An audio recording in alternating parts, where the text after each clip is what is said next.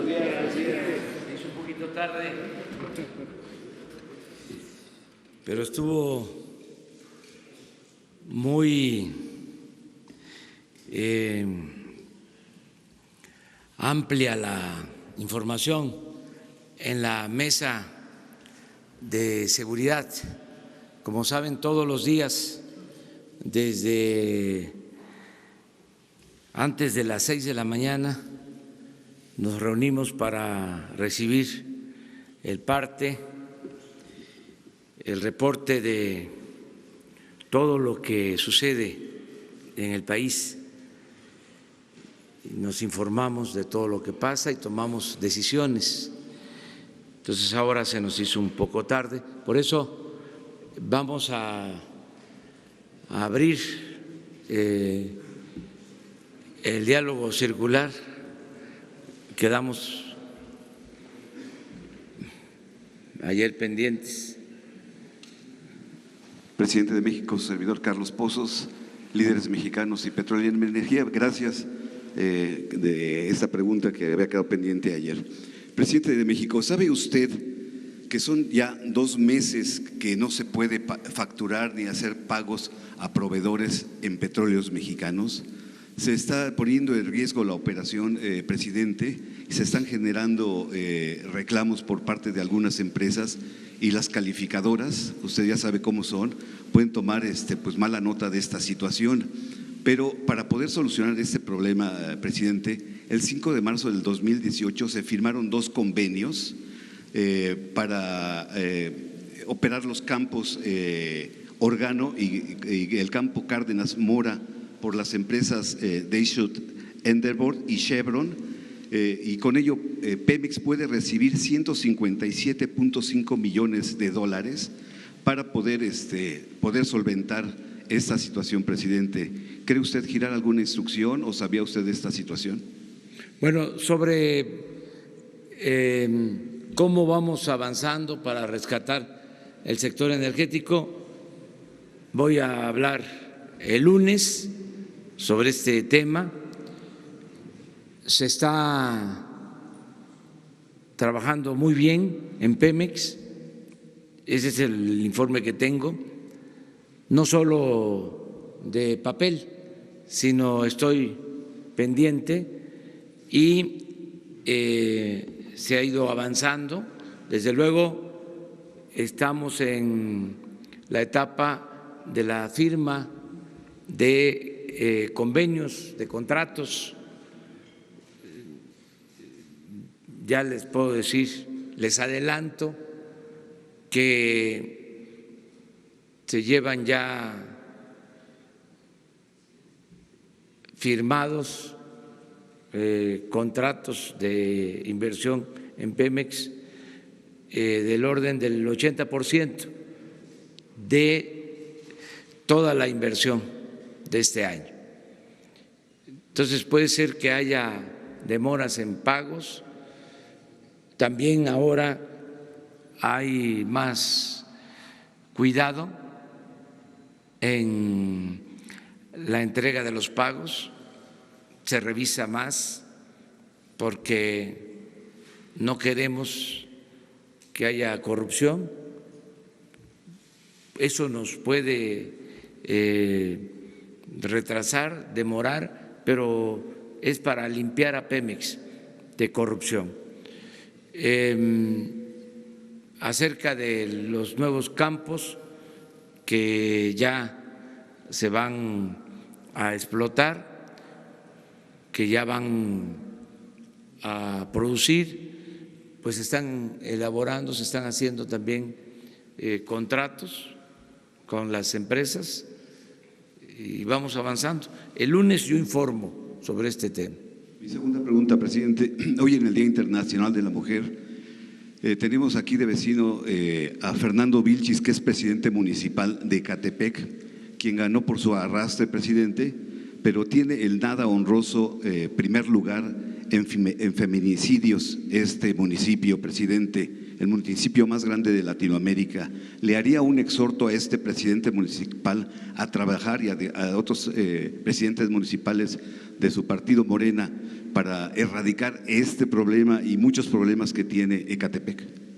A todo el gobierno de la República a garantizar la igualdad entre hombres y mujeres, que se respete a las mujeres, que se les proteja, que se detengan los asesinatos de mujeres, el maltrato. De eso vamos a hablar el día de hoy. Tenemos una reunión, están todos invitados, de manera especial las mujeres. Vamos a tener un encuentro y va a hablar sobre el tema de el Día Internacional de la Mujer, esta conmemoración, y de las demandas de las mujeres. La deuda que se tiene para ellas. Va a hablar la encargada de el Instituto de las Mujeres.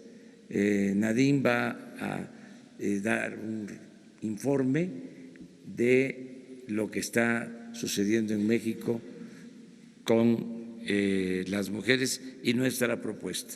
Gracias. Gracias.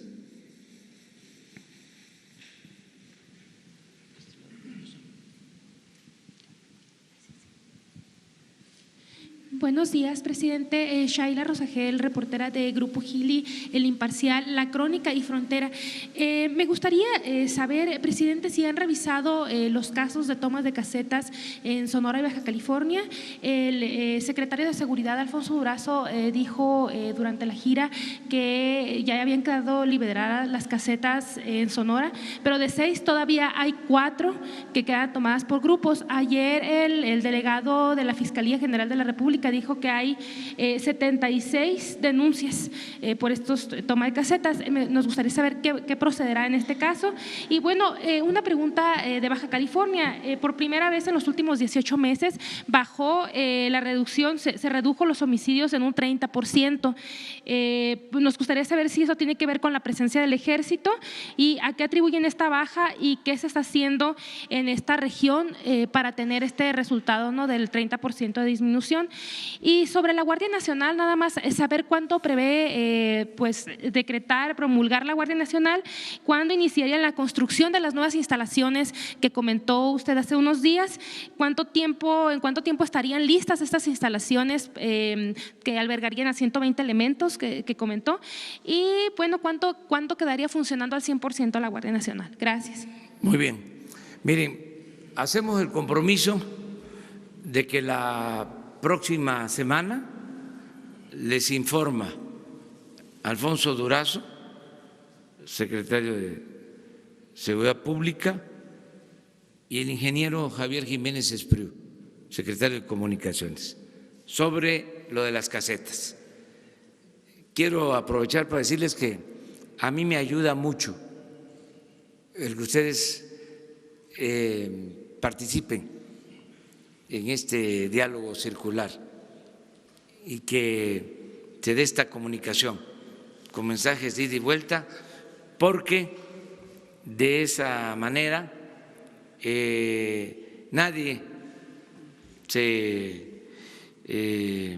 queda en las oficinas y todo el mundo tiene que estar pendiente, de modo que es un aliciente para nosotros el que ustedes nos estén haciendo preguntas y también cuestionamientos, porque esto lleva a que todo el gobierno esté en activo, ¿sí?, que nadie esté perdiendo el tiempo. Entonces, vienen Alfonso y el ingeniero Jiménez Espriu a informarles sobre este tema. Ya lo hemos tratado en el Gabinete de Seguridad, tenemos toda la información, se está trabajando se han firmado acuerdos, pero es importante que se conozca y además que la gente también sepa de cómo se presentan estas tomas, cómo sí hay razón de que algunas casetas se tomen cuando no son escuchados, cuando hay injusticias, pero también cómo hay otros casos en donde el propósito pues es obtener recursos para cualquier propósito. Entonces es importante que estén aquí. En efecto, hemos podido bajar la incidencia delictiva en Tijuana, no así en otras partes, porque no es para utilizar el caso de Tijuana y decir ya se resolvió el problema. Puedo decirles que en la frontera, sí, en Tijuana llegaron a haber hasta 20 homicidios diarios y que hemos logrado una disminución considerable porque se inició un operativo en especial. Pero en Juárez, que iniciamos el operativo después de Tijuana, todavía no podemos lograr una disminución en la incidencia delictiva. Hablando de la frontera, en centros turísticos no hemos podido bajar la incidencia delictiva en Cancún, sí en Acapulco. Entonces, vamos a informarles el lunes sobre esto y yo estoy muy seguro de que vamos a poder bajar la incidencia delictiva nacional con lo de la Guardia Nacional, porque no había presencia de elementos de la Policía Federal en el país. Ya les he dicho, el presidente contaba con 10,000 elementos para garantizar la seguridad pública. De acuerdo a la Constitución, el Ejército, la Marina no podía utilizarse en temas relacionados con la seguridad pública o para garantizar la seguridad pública de la gente. Y la verdad que el Ejército y la Marina sí estaban en la calle, pero ocupados por órdenes superiores del combate al narcotráfico, no en temas de seguridad pública. Entonces, ahora es un cambio importante, un giro, porque lo prioritario es la seguridad pública, proteger al ciudadano. Para eso va a ser la Guardia Nacional. Y ya tengo el informe que han aprobado esta reforma constitucional en 26 congresos locales. Y vamos muy bien, en algunos casos se demora porque cada legislatura local tiene sus procedimientos, pero yo espero que para la semana próxima esté aprobado lo de la Guardia Nacional. La semana que viene. Ya se podría ahora publicar la reforma constitucional, pero decidimos que tenga más legitimidad, que se apruebe en más estados.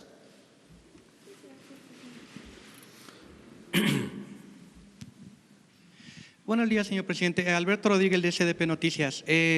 No sé si tenga alguna opinión sobre la portada que sale hoy en Reforma, la de 8 columnas, que se llama "Usan al SAT para intimidar a Reforma".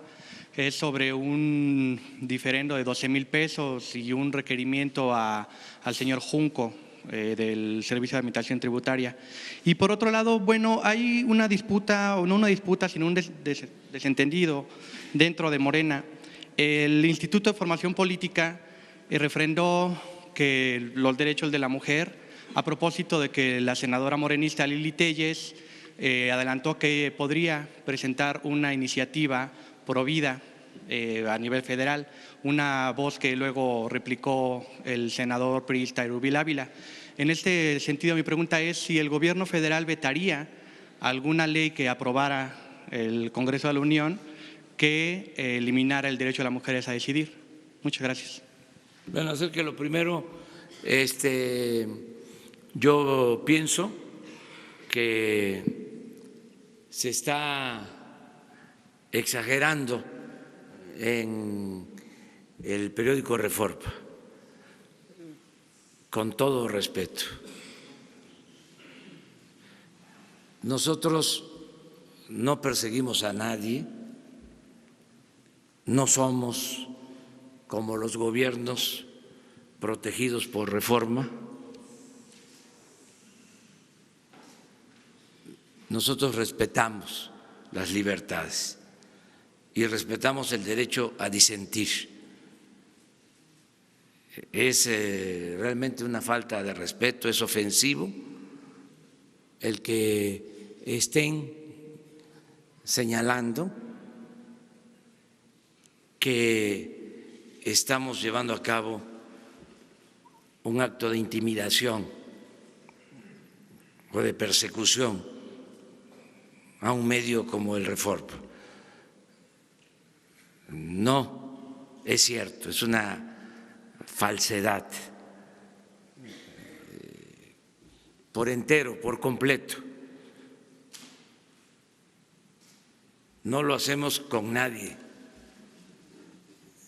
¿Quién sabe qué motivaciones tuvieron para hacer esta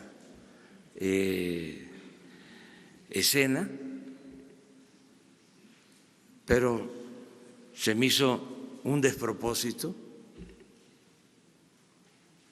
lo considero una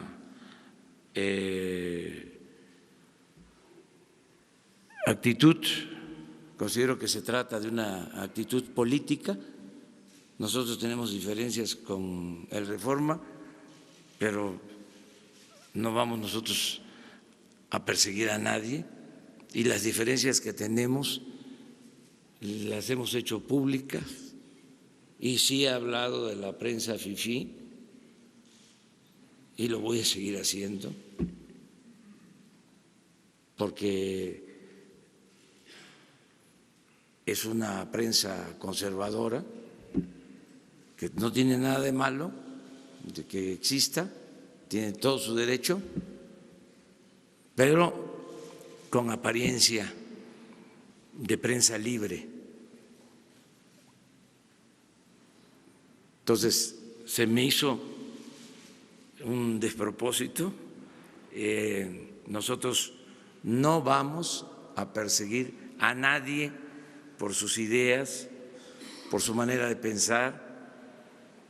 Somos respetuosos de la libertad de expresión, de manifestación de las ideas. Mis diferencias con el Reforma es fundamentalmente por su postura conservadora.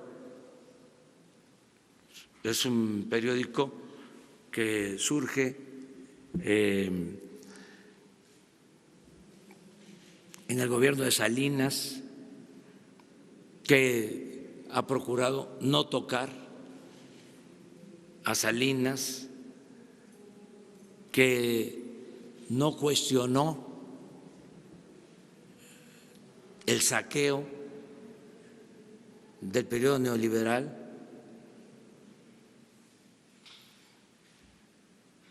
que simuló de que combatía la corrupción, señalando, acusando a funcionarios menores, archivos expiatorios, que ayudó en el fraude electoral. Esas son nuestras diferencias con el Reforma. Pero de ahí a que se le persiga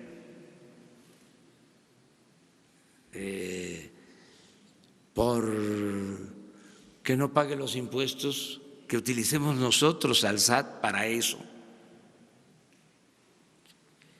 Ojalá y se aclare todo esto. Inclusive la directora del SAT es colaboradora del Reforma y es una abogada honesta, íntegra, incapaz de hacer algo así. Entonces, tendrían que probar si hubo una decisión política, si le llegó un requerimiento para aclarar algo fiscal, pues a todo el mundo le llega eso. ¿Qué? ¿No se puede tocar al intocable? O sea, yo ahora lo hago público, pero en una reunión de gabinete hace unos días sostuve que me reclamó mi esposa porque el recibo de luz llegó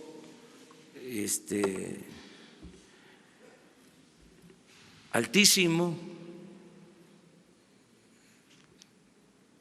Entonces, pues suceden estas cosas. Todos, de una u otra manera, por alguna razón, tenemos que enfrentar estas inconsistencias, pero de ahí a señalar de que es una persecución, se pasaron. O sea, nosotros no hacemos eso, no tengo ningún problema de conciencia. Y sobre si vetarían cualquier intento del Senado para cancelar la interrupción legal del embarazo. Yo creo que no debemos de abrir esos debates, que vamos a serenar el país. Esto del Reforma lo digo porque en primera plana y como si yo fuese Salinas,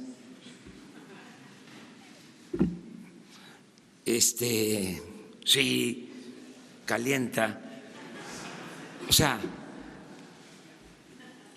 pero lo otro hay que procurar que se vaya resolviendo de la mejor manera posible.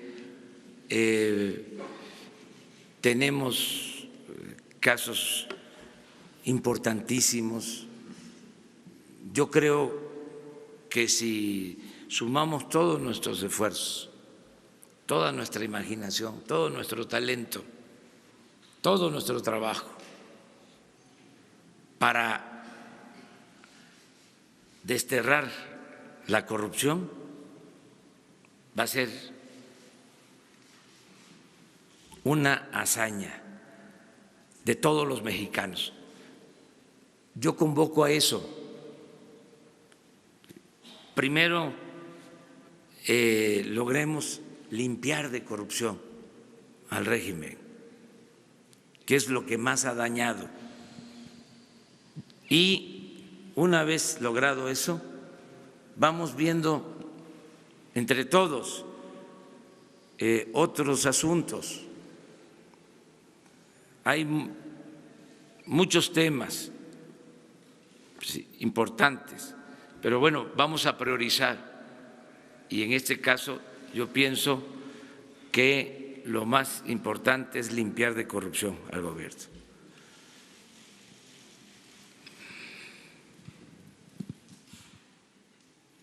Buenos días, presidente. Marco Antonio Olvera, de Radio Latino, California. Hay un tema ahí sobre la COFESE. En días recientes, la presidenta comisionada de la COFESE, Alejandra Palacios, firmó un artículo en el periódico Reforma, donde se le iba con todo al Banco Azteca porque se le habían asignado las tarjetas de plástico para entregar el dinero de las personas de la mayor edad y algunos estudiantes, si no mal recuerdo. Y no conforme con ello, también autorizó la firma o el conjunto de las empresas Disney y Fox para que pusieran un monopolio y cobraran pues, por los servicios que ofrecen a los televidentes. La señora no podría firmar un artículo en el periódico Reforma porque representa una institución autónoma. ¿Qué va a hacer al respecto su gobierno? Porque la señora violentó la Constitución al firmar un documento a nombre propio cuando representa una institución autónoma como es la COFESE. Y si me permite, le formulo la siguiente pregunta. Sí, yo creo que hizo mal, porque no debería de actuar de esa forma. Pero tengo entendido de que ya la parte afectada ya presentó una denuncia y se va a resolver legalmente. Ese es mi punto de vista. No debió expresarse de esa manera, primero. Segundo, aquí en una ocasión hablamos de que no estábamos de acuerdo con la autorización para que se fusionara la empresa Disney con Fox y que se cobrara por ver el fútbol. Yo sigo sosteniendo esa postura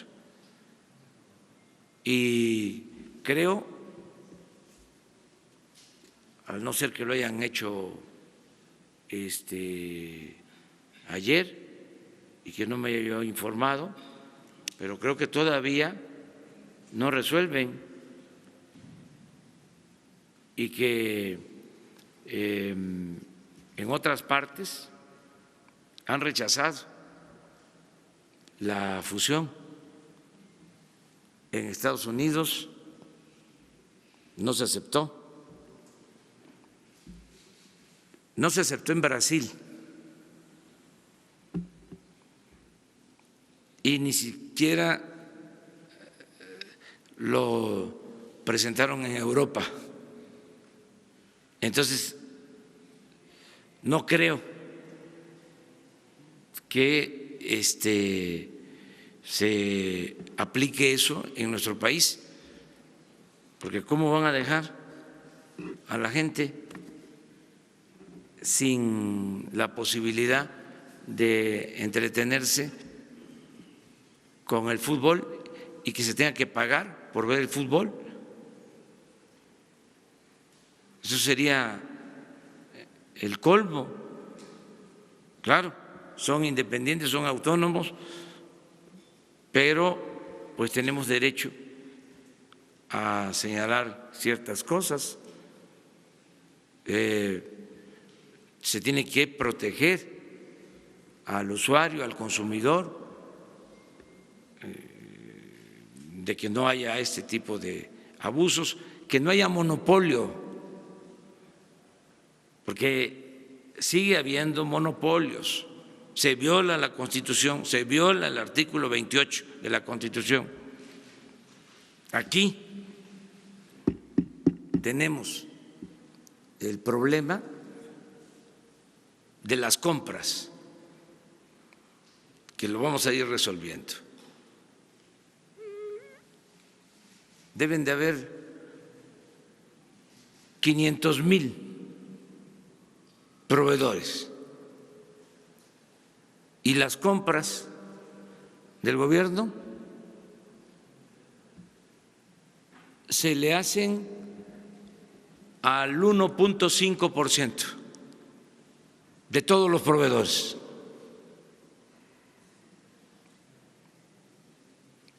Y así está todo. No solo es la comunicación, sí, hay una tendencia al monopolio. En la compra de las medicinas, monopolio. En la compra de los alimentos para los reclusorios, monopolios. Una empresa abastece el 90%.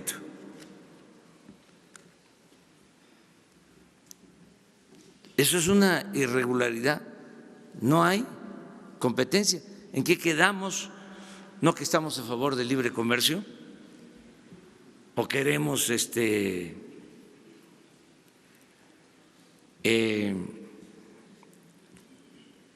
la libertad comercial, la libertad empresarial, solo aplicada al de enfrente? Cuando nos beneficia el monopolio, lo aceptamos. Entonces, esas son cosas que hay que revisar. Pero, a ver, ¿ya aprobaron lo de la fusión? Compareció la comisionada presidenta el día de hace 2 o 3 días allí en la comisión en la Cámara de Diputados y expuso cómo está funcionando la COFECE. Y entre esos 2 temas son los que destacan: la fusión de Disney y Fox y la crítica al Banco Azteca, e incluso le dio como un banderazo a favor a Bancomer, que debería, según ella, también pues, tener derecho a que distribuyera los fondos a través de las tarjetas. Ahí está, miren, haga un análisis, se los dejo de tarea, de cómo se distribuyen los bancos, el manejo financiero en México.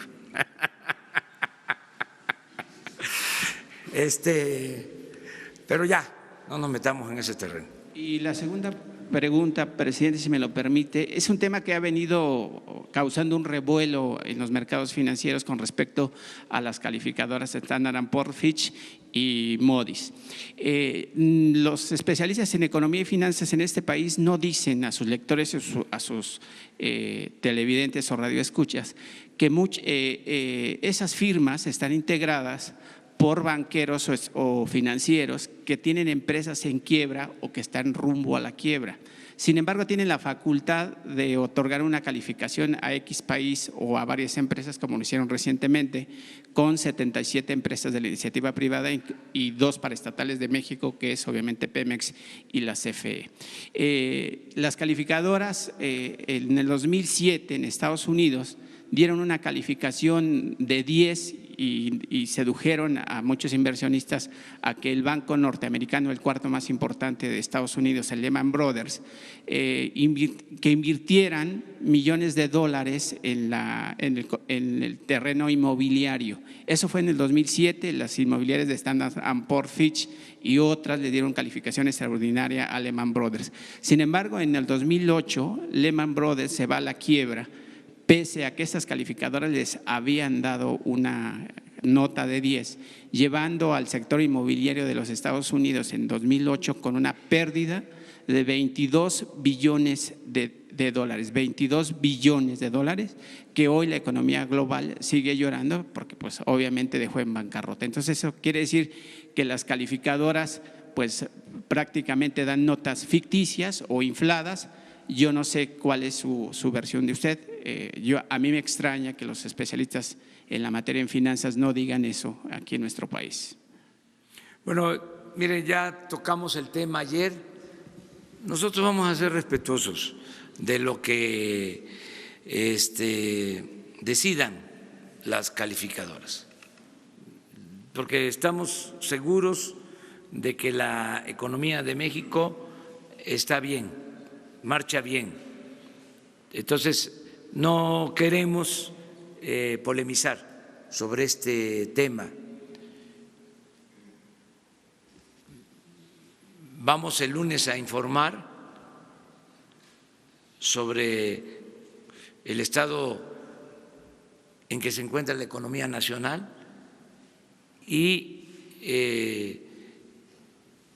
en general les puedo decir que vamos bien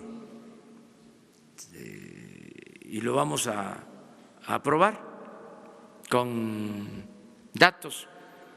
Hay dos datos que son importantes. Uno, que no hemos tenido depreciación de nuestra moneda.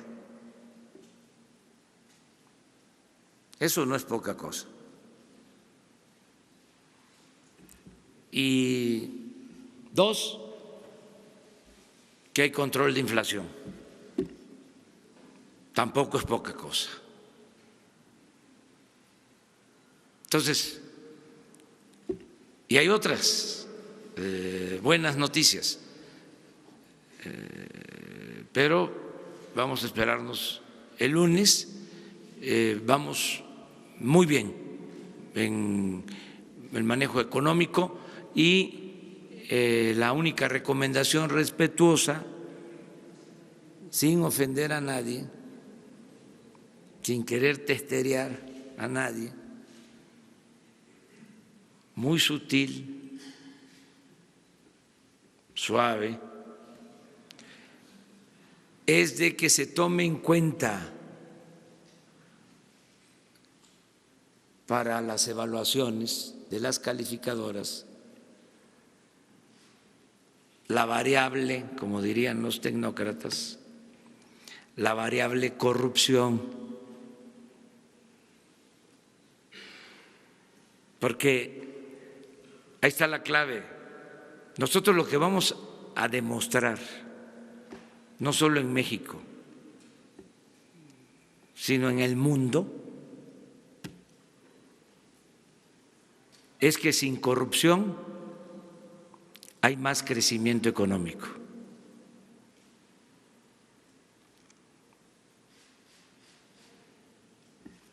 Esa es la tesis.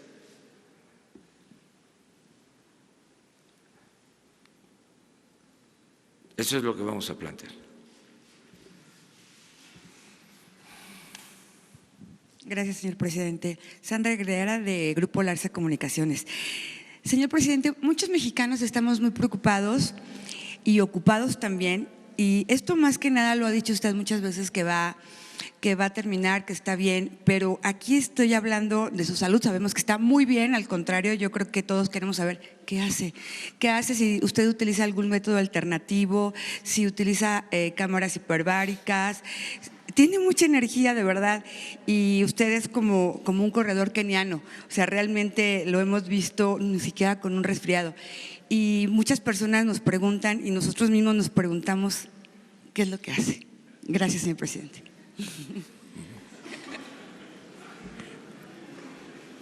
Estoy bien. Se ve que está muy bien, eso sí. Sí, estoy bien y de buenas. Yo creo que es importante en todo estar bien con uno mismo. Yo pienso que la felicidad, que también es fortaleza física, es un mi estado de ánimo, tiene que ver con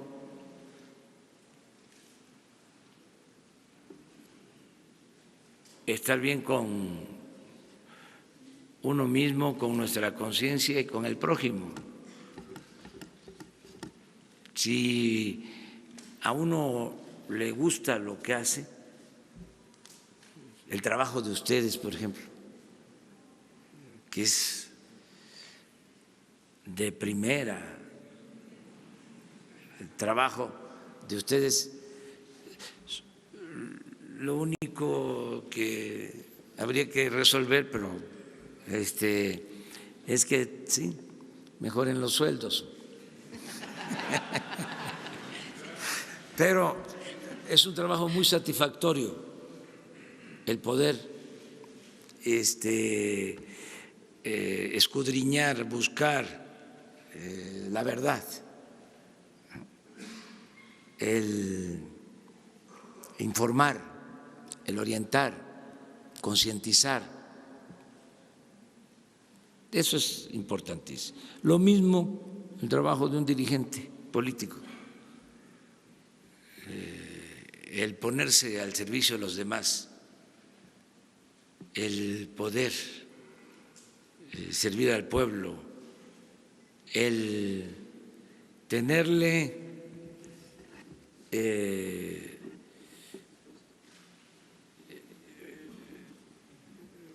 un profundo amor al pueblo y poderlo llevar a la práctica. Por ejemplo, de los héroes nacionales, yo admiro mucho en ese aspecto a Hidalgo, era muy humano. Se le cuestiona que falló políticamente porque no tomó la Ciudad de México, a pesar de haber ganado la batalla del Cerro de las Cruces, pero pensó de que tomar la Ciudad de México iba a implicar mucha violencia, la pérdida de muchas vidas, y decidió cambiar su trayectoria, no entrar a la Ciudad de México. Y además, cuando lo están condenando, pronuncia una frase bellísima, válida, vigente. Dice: ustedes, los oligarcas, solo tienen como Dios al dinero. Y el otro dirigente, padre de nuestra patria, que le tenía un profundo amor al pueblo, el general Lázaro Cárdenas, lo mismo. Imagínense, termina de ser presidente y sigue trabajando, y se va a la Mixteca y ahí está escuchando a los pobres. Eso es único. Y también le tenía amor al pueblo y era muy humano. Madero, se olvida, por ejemplo, que Madero, cuando están las huelgas de Río Blanco, de Veracruz, de Puebla, él era humano y era piadoso, y se quedan los trabajadores sin empleo porque no querían aumentarle los salarios y deciden liquidarlos, correrlos. Él les ofrece trabajo desde Veracruz y Puebla y Tlaxcala a Coahuila, a San Pedro de las Colonias.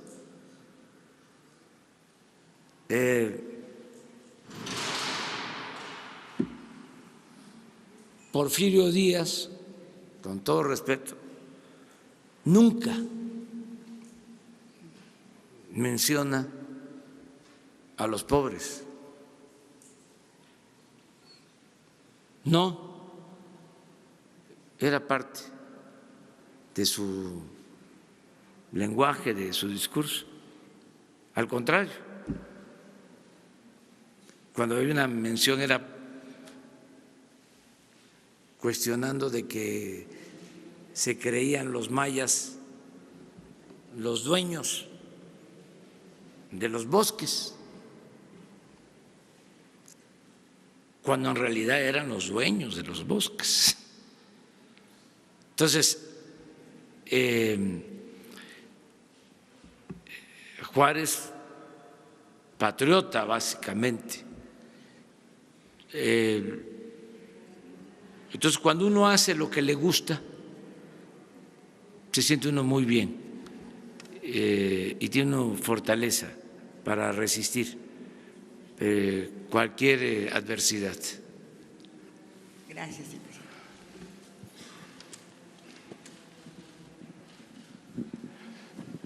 Señor presidente, buenos días. Vicente Serrano de Sin Censura.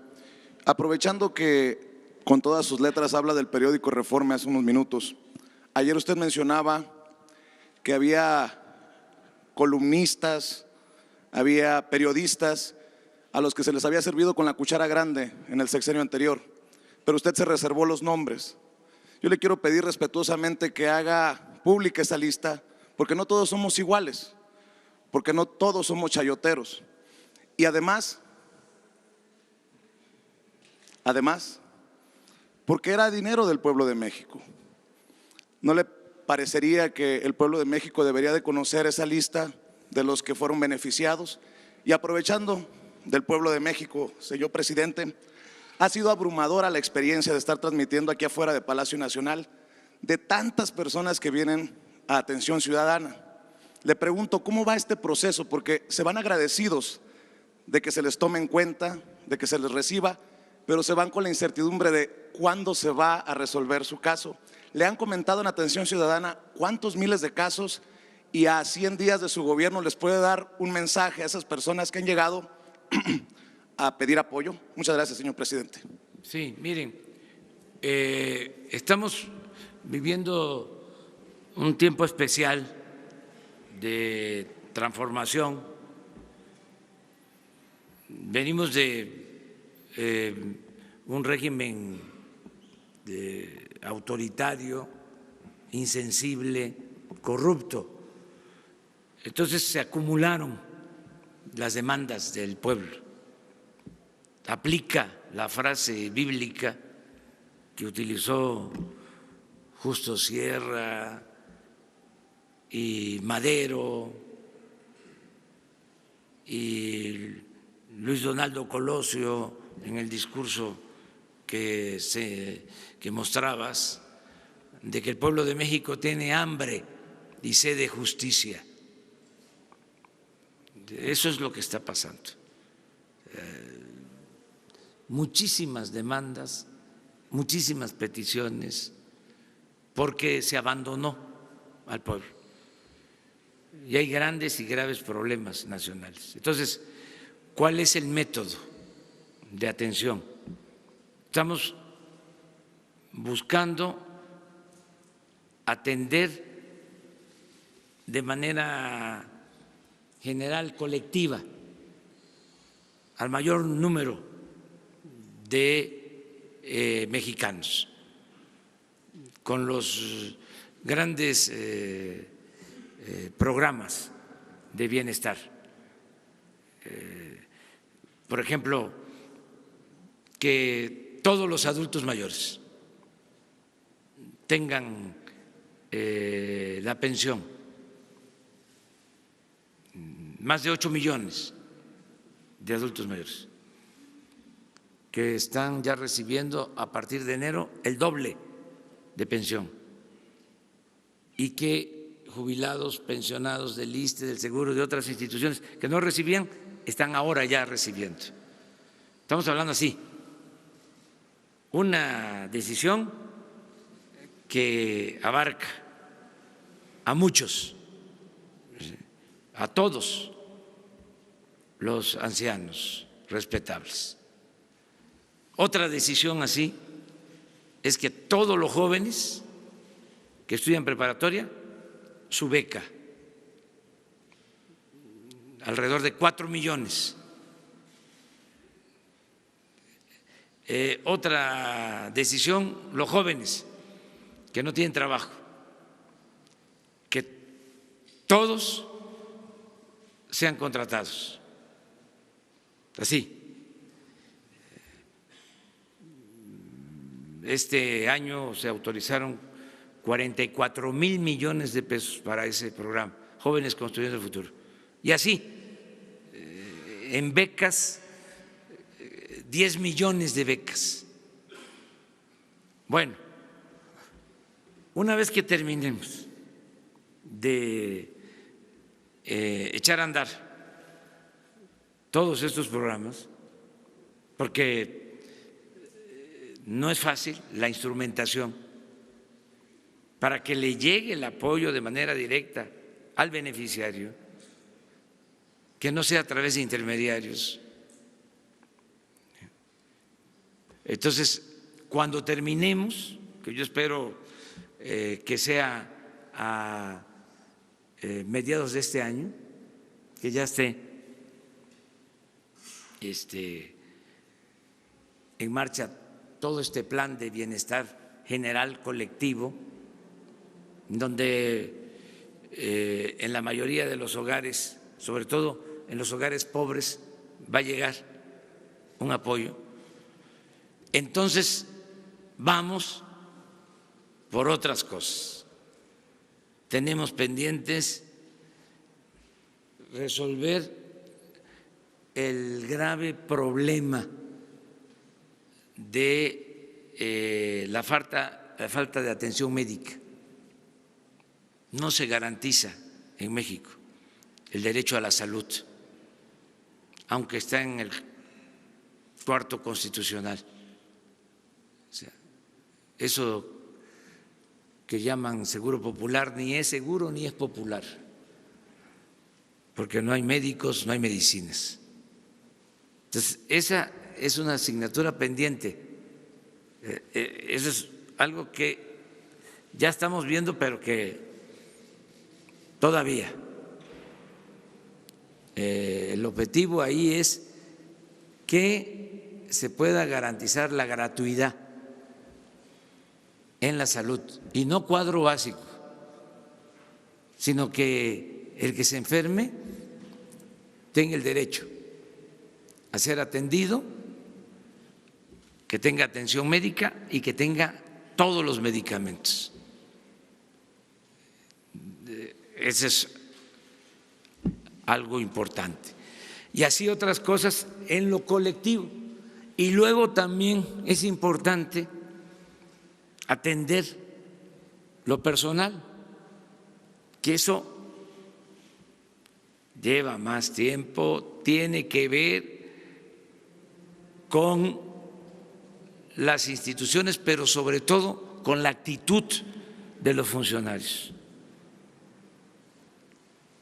De que si es un asunto de justicia laboral, que llevan años pidiendo, ya tienen laudos a favor y no se los reconocen, que la autoridad se aplique y se resuelva, o muchas otras cosas de justicia, de gente que lleva 5, 6, 8, 10 años en la cárcel sin ser sentenciado, o que como no tienen una buena defensa, los tienen ahí sin razón. Las cárceles tienen a mucha gente inocente. Entonces, todo eso pues implica que los defensores de oficio, que los ministerios públicos, que los funcionarios, todos los que somos servidores públicos, tengamos la sensibilidad. Hay gente en el gobierno que le molesta escuchar a un ciudadano, que quisieran resolver rápido. A ver, ¿cuál es tu problema? Sí, ahí te hablamos, ahí luego lo vemos. O mira, vete a tal lugar, ahí te van a atender. Pero vamos, no son capaces, sensibles para escuchar y respetar a la gente. Entonces, todo eso tiene que irse dando como parte de la transformación. Miren, entre otras cosas, los tecnócratas. El principal problema de la tecnocracia y del modelo neoliberal y de los servidores públicos o funcionarios públicos del periodo neoliberal, lo principal, lo peor, es la corrupción que los distingue. Eso es lo peor.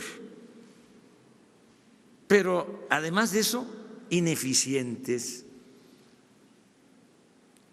Además de eso, insensibles. ¿Ustedes creen que el que tiene una formación tecnocrática está preparado para atender a la gente? Son déspotas. Pero, por si fuese poco, nunca salen de la oficina, nunca les da el sol. Piensan que todo es estar en el escritorio, no salen. Estoy hablando de los altos funcionarios públicos. La tecnocracia, ¿qué va a conocer México? Los altos tecnócratas, los que fueron responsables de esta crisis de México, no conocen el país, no conocen más que las ciudades. Nunca han recorrido los pueblos, ni les interesa. Todo es la tabla para estar viendo cómo está la macroeconomía y adelante. Ahí terminamos.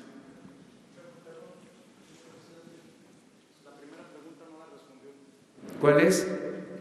De los periodistas. Ya vamos a hablar de eso más adelante. O mire,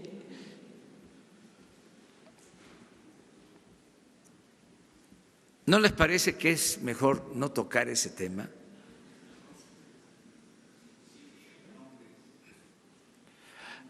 Vamos a analizar más con calma. Mejor vamos a darle una vuelta a la página. Vamos a entrar en una etapa nueva. Aquí ya no hay periodismo vendido, no hay prensa vendida ni alquilada. Ya de veras ha cambiado mucho. La mayor parte de la prensa es libre, es independiente. Vamos a eso. esto que estamos ahora debatiendo con el Reforma no es por cuestiones que tengan que ver con lo económico. Esto tiene que ver más con la parte ideológica. Yo lo considero que ellos son muy conservadores. Eso es todo. Y hagan la historia del periodismo, ¿sí? Como en la época de Porfirio Díaz existía un periódico contra los opositores que se llamaba El Debate, y luego el gran periódico del conservadurismo, El Imparcial. Era un fenómeno ese periódico. Fíjense que llegó a tirar 120,000 ejemplares diarios en ese entonces, en un México de 15 millones de habitantes. Era el gran sostén del régimen, El Imparcial. 120,000 ejemplares diarios. ¿Qué periódico ahora tira 120,000 ejemplares diarios? Era el gran sostén del régimen porfirista. Pero aún con eso existía la otra prensa, el hijo del Aguizote, Daniel Cabrera, extraordinario. Para mí el mejor periodista, y vaya que Zarco era grande, pero para mí el mejor periodista de la historia de México, Daniel Cabrera, el director del hijo del Aguizote, Filomeno Mata, del Diario del Hogar, los hermanos Flores Magón, con Regeneración. Entonces siempre ha habido prensa conservadora y prensa liberal, y los dos pensamientos. Entonces, vale más ese debate, es mejor ese debate. Es lo mismo de que se quiere meter a la cárcel a los corruptos. Yo no es que diga que no, es que pienso que es mejor prevenir la corrupción que castigarla. Es mi punto de vista. Y que si a esas vamos, tenemos que ir con los de arriba y ya hacer a un lado la simulación. Porque también, imagínense, damos a conocer aquí los nombres de los periodistas y los de mero arriba, porque los nombres que tenemos son de columnistas, eso sí, famosos, pero sí, y arriba,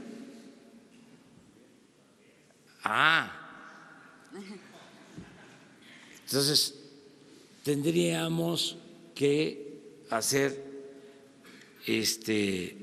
toda la condena, que es mejor lo que ya estamos haciendo, de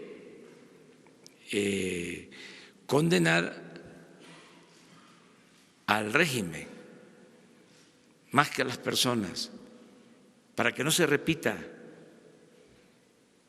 porque tenían atontado a muchos con el modelo neoliberal, que era la panacea. Entonces, cuando aquí estamos diciendo, a ver, lo que había era corrupción en todo, cuando aquí estamos diciendo la reforma energética, en vez de mejorar las cosas, en Pemex, en la Comisión Federal, en vez de beneficiar a los consumidores, los perjudicó. Eso es mejor, para que nunca más vuelvan. Y tampoco va a ser así, porque en el proceso histórico siempre sí, hay cambios, ¿sí? Así ha sido la historia, liberales, luego conservadores, o sea, no es decir de que ya desapareció el conservadurismo, no, eso está ahí.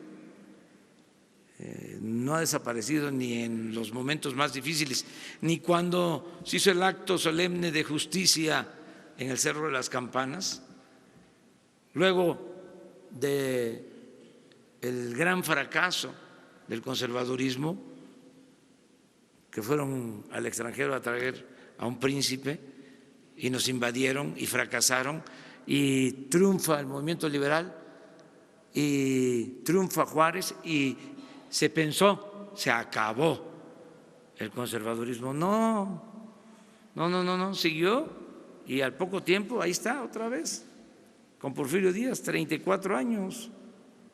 Entonces, ahora sí se les terminó, 36 años dominaron, pero que va a ser lo nuestro eterno, no, y no puede ser así. Miren lo que pasó en los países de América Latina. Hubo un tiempo, todos los países gobernados por movimientos progresistas. Miren cómo está ahora. Es otra la geografía política, porque así es esto, ¿no? Pero afortunadamente aquí, por algún tiempo, vamos a tener izada la bandera liberal. Muy buenos días, señor presidente. Melina Ochoa, de Uno TV. En Uno TV estamos realizando una investigación sobre el desvío de 22 millones de pesos de cuotas sindicales del IMSS. Ayer ya fue denunciado este hecho en la Fiscalía General de la República. Los trabajadores sindicalizados de la sección 34 dicen que iniciaron su propio combate al huachicoleo de cuotas sindicales. ¿Qué opinión le merece este caso? Otro tema, los superdelegados ganan más que los gobernantes estatales. ¿Esto es cierto? ¿Usted tiene información sobre ello? Y finalmente, el conflicto que ocurre en Matamoros, Tamaulipas, acerca pues de las maquiladoras, el conflicto laboral que ocurre allá. Si me puede responder esas. Bueno, que yo celebro que los trabajadores sindicalizados pidan transparencia acerca del manejo de lo que aportan de las cuotas sindicales y que los dirigentes informen cuánto reciben de las cuotas y que haya transparencia en el manejo de esos fondos. Desde luego, respetando la autonomía de los sindicatos, pero si ya lo están haciendo los trabajadores, tienen todo el derecho de hacerlo. Acerca de los coordinadores estatales, no sé si ganen más que los gobernadores, lo que sí puedo decirles es que ganan menos que el presidente, porque de acuerdo a la Constitución ya nadie puede ganar más que lo que gana el presidente de la República. Antes sí, habían funcionarios que ganaban más que el presidente, ahora no. Se está cumpliendo con la Constitución. Y acerca de los movimientos que hay en Matamoros, estamos buscando la conciliación, buscando el equilibrio, que se otorguen aumentos de salario, pero que se cuide también la fuente de trabajo, que no se afecte a las empresas. En eso estamos, buscando la conciliación. Bueno, vamos, porque además las compañeras mujeres, ustedes, los compañeros hombres, también están invitados, pero las principales son las mujeres. ¿Sí? Hoy, mañana y siempre. Bueno.